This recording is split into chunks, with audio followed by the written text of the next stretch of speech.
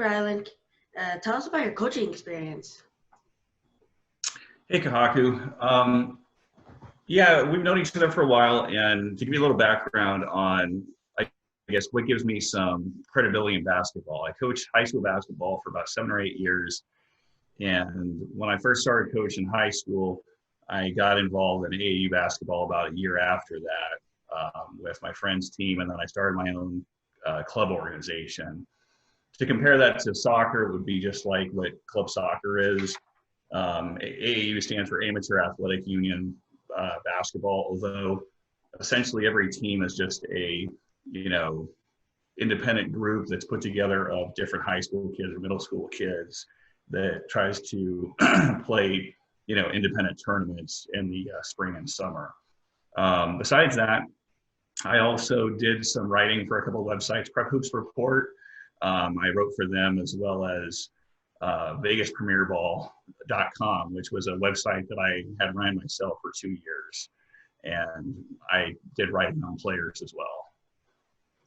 What are your tips on how to make the high school basketball team? As far as how to make a high school basketball team, I would say it's just like any other high school sports team where, it comes down to skills and talent are, the number one thing. Just like any other sport, you've got to have a refined fundamentals of the game.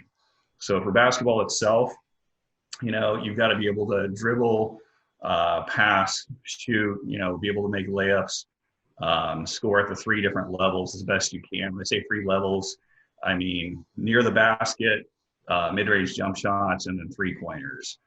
You'll hear that term a lot when you start watching commentators and basketball. But when you're first playing, freshman basketball or JV basketball, it's a little bit different. They look at, every kid a little bit, more strict as it goes along. But for varsity basketball, they're looking for kids that have, good experience, good athleticism, definitely can play defense at that level, and, being an impact player in some regards. So either being able to score or shut down the other team's scoring threats is a big part of it. What's the best way to get recruited to play college basketball? That's probably the greatest question, everybody always wants an answer to. When it comes to recruiting, it starts off just, getting involved in the game at an early age. And at the very least, you've got to love the sport. I'm going to say that to begin with, because you can be good at something, but if you don't love it, once you get to college and you're actually, getting a scholarship to do it, it's going to feel like a job if you don't really enjoy playing that sport.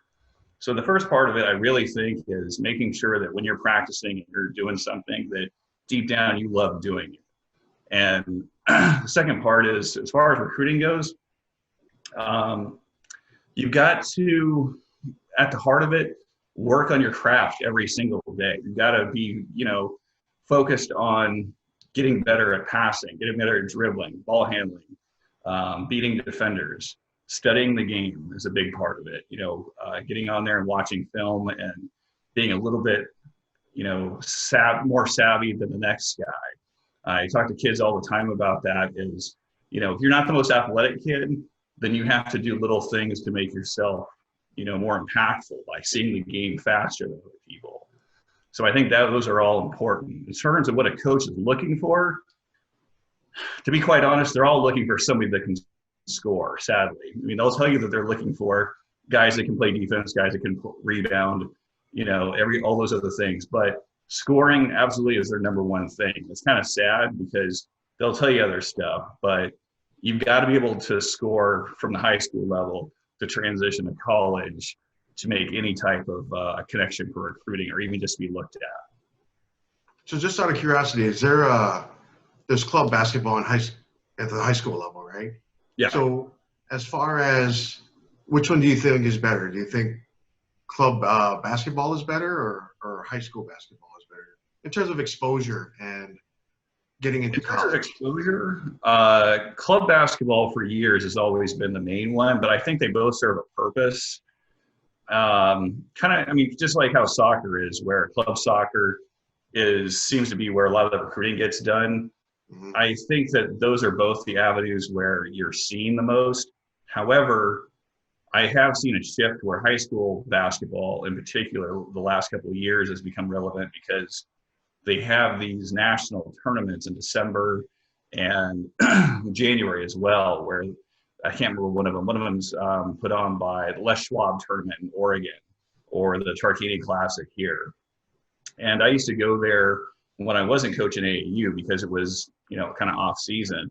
And I would just go there to network with college coaches because I would see 10 or 15 guys I knew that were assistant coaches of, NAU, Arizona, Cal, UCLA. And I would use that as a means to market the kids that I wanted to, talk to guys about. So I would go, introduce myself, just like selling anything else. When you have a team, the other part of it too is being able to market your players, get in front of those people. And just like selling anything else, it's about, relationships is number one. Second part of it is you've got to have film and something to show them to get them interested. And then after that, they'll make phone calls, they'll start reaching out to parents, and then that whole process starts to take off. But that's the very beginning of it is parents have got to have film for their kids. Sorry if I'm going off these tangents. I'm just No. Go. But I definitely would say AAU or club basketball has been the most important over the years for sure. Do you find that coaches are like you in terms of getting out there and networking? In other words, should a parent trust their coach to go and network on behalf of their kid, or should the parent be more involved and take the more recruiting and more the reaching out to coaches on their own? Great question. I have found over the years that a lot of parents trust the coaches they're involved with, sometimes to a fault. There are some of them that do a great job around town. I mean, just speaking in basketball, but I can tell you in soccer, the same thing happens as well. And probably the biggest thing I've noticed is the parents who take charge for themselves and they email coaches, they start their own, highlight reels, and they do things for their own kid. They're not held hostage by these coaches to where, they're making the decisions on behalf of their children or directing them to a certain player or coaches. Because that's another thing that happens too.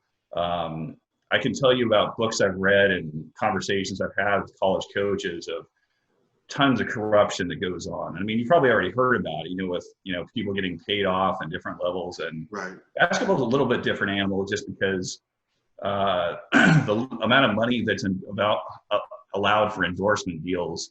You have the shoe companies that are out there that are, paying club programs just to, have their teams travel. So it's different in that regard. But I would definitely say parents need to get involved. I think one of the biggest things is, do your own homework. Don't trust that your coach is going to do everything for you. No matter what sport it is, it's not that hard to do things for yourself. A lot of them think that it's a very complicated process, but a lot of things you guys are doing, for instance, is the avenue to go about, educate yourself, look into it, ask a lot of questions. Don't trust that everybody is going to be your advocate because there's too many kids, too many teams. And, at the end of the day, you yourself can be your biggest advocate for, looking for a job or getting a scholarship for yourself. So in that regard, you should always be doing more than anybody else. Since we're talking about this, what are some things parents can do to help get their child recruited for basketball that most are unaware of? Great question. And the first thing I'll tell you is starting off with getting a highlight reel videotape. Get film of your son playing. It especially becomes relevant when they play in high school. And I'd probably say that's for most sports for recruiting. So once they start playing in high school, it's really important that you start getting film of your son or daughter playing.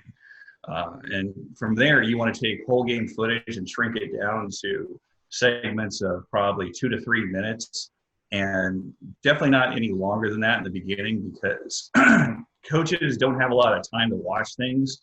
So when they do get a video sent to them, it needs to be something that it gets to the point. It shows them, this is what, you're missing. This is why you need to come recruit this kid.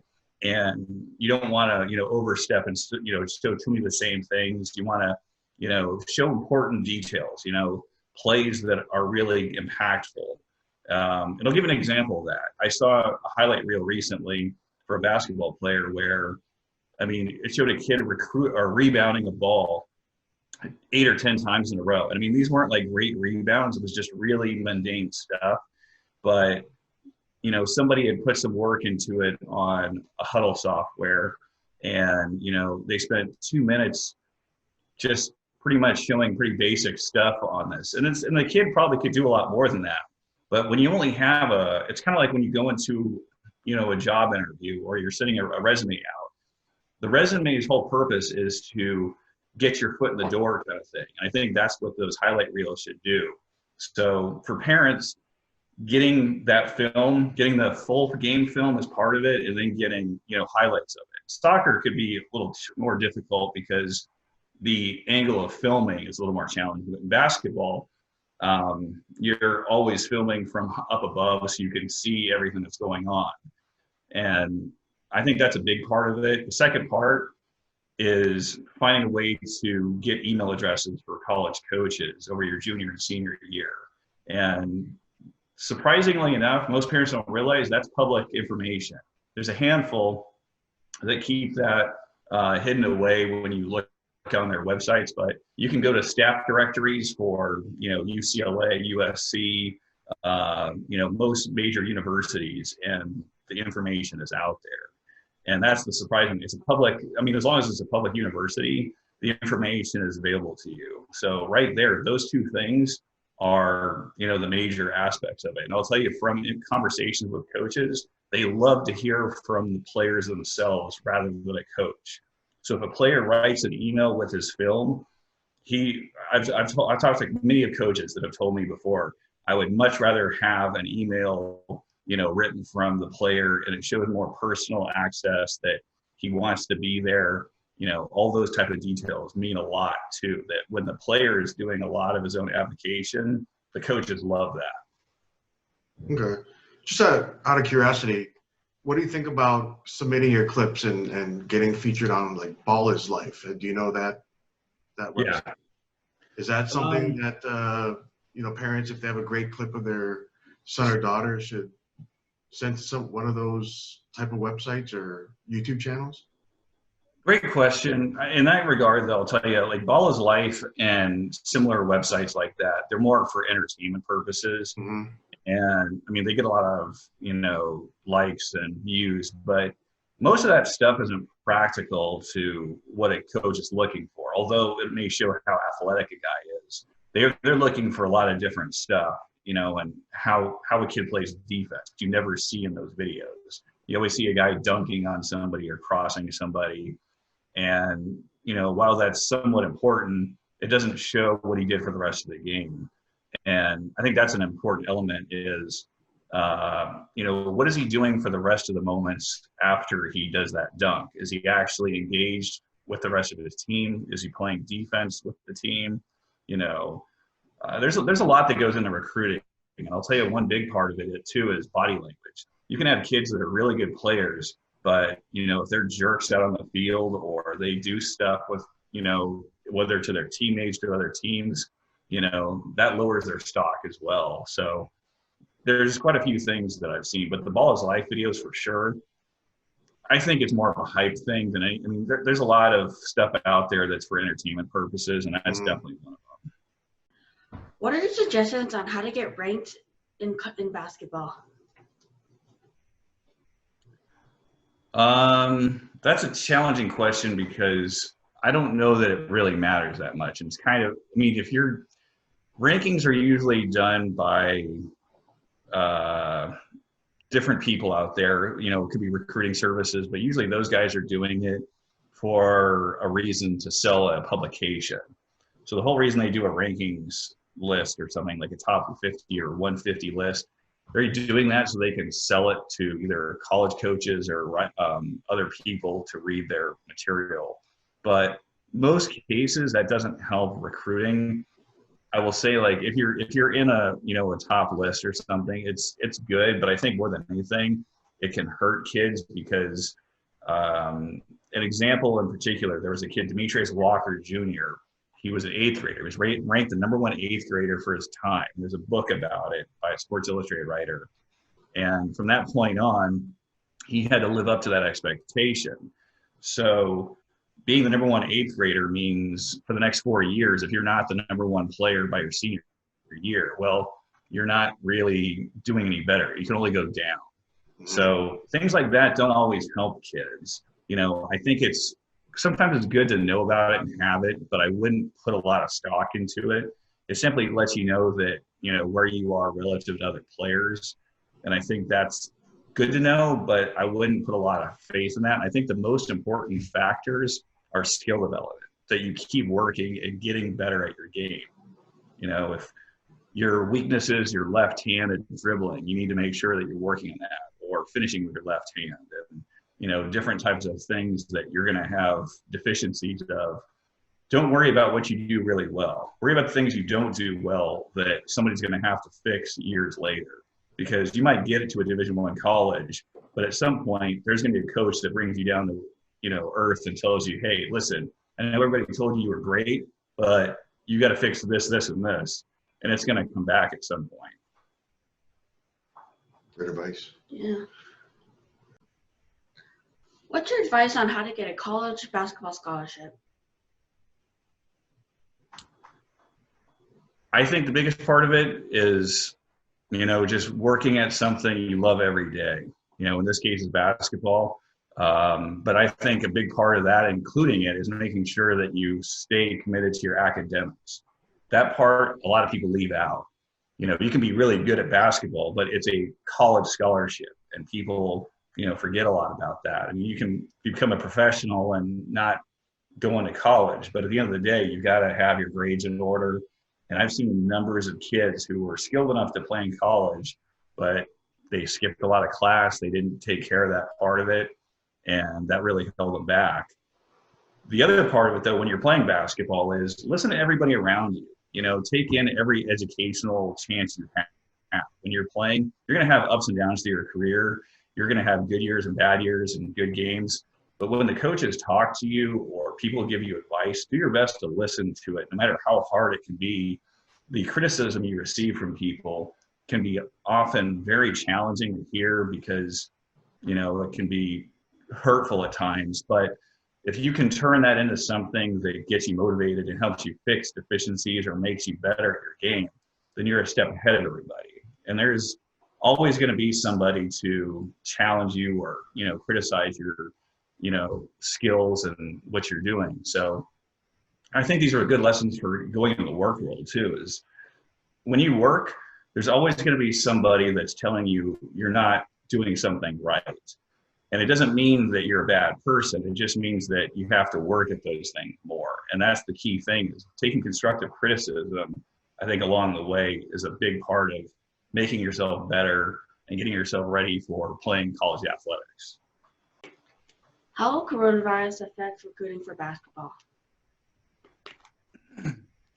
This year's been a really weird year for all of high school athletics and, anything in general. I mean, for AAU basketball in particular, it got cut short immediately because of COVID-19 coronavirus issues.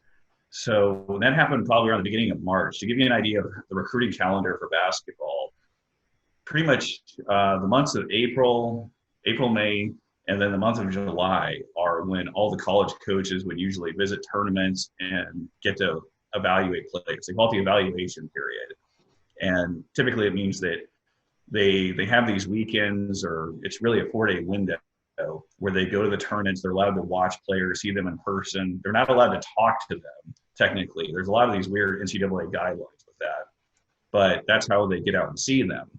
Now, as you can imagine, with everything being shut down, high school gymnasiums being put to, complete stop, we're not allowed to do any of that stuff. So right now, for the people that have got game film out there that have different means of being seen, that gives them an advantage over a lot of kids. So if you're a kid and a parent who doesn't have any game film out there and you're relying on, going in these circuits to be seen, you're going to be facing an uphill battle.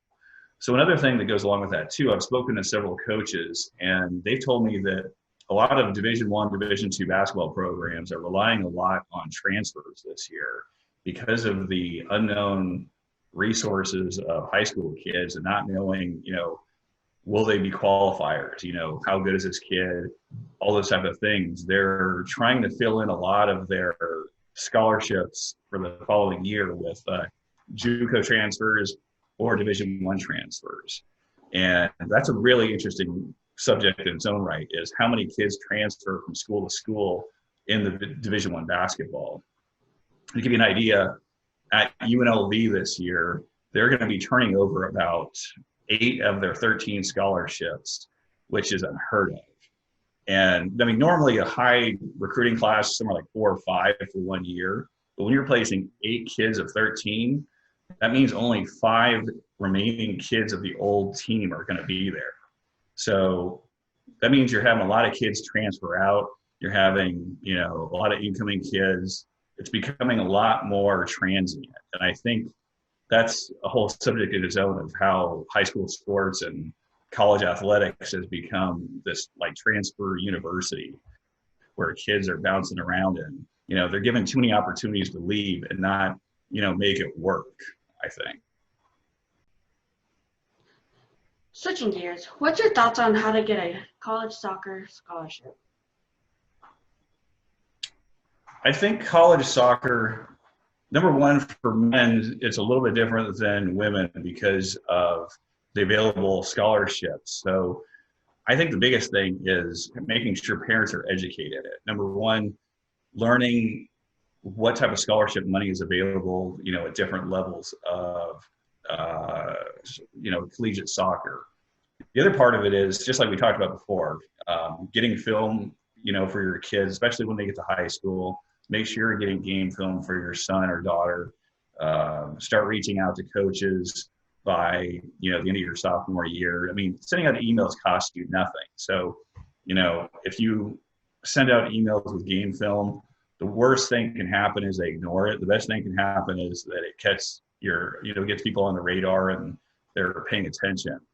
I would definitely not assume that your coach or your club is doing everything in their power to advocate for you. They might take you to a tournament and, you might be in an area where you're facing other ranked kids and that might be, to the limit of what they can do. But I would not expect most coaches to be reaching out for you on behalf of you. Some of them will, but I think it's more safe to assume that you're going to have, coaches and people that aren't going to be doing that. One thing I wanted to add to that too, for college soccer, one of the things that's kind of interesting is I know a lot of parents I've spoken to want to go like the Division I route. Something interesting to look at is because of Title 19, any university that has tackle football, for instance, oftentimes doesn't have as much scholarship money for men's soccer. Not always, but because of Title 19, you essentially have to have equal scholarship funding for men and women. The universities that don't have tackle football have a lot more money and scholarship availability to put towards men's soccer and other sports. Baseball, soccer, track, those type of sports get a lot more funding. So you'll find NAIA schools, Division II schools, and Division III schools actually have some pretty big opportunities for men's soccer. So I think that's something to consider too, is don't assume just because it's not a, men's Division I program that it's, not a good soccer program.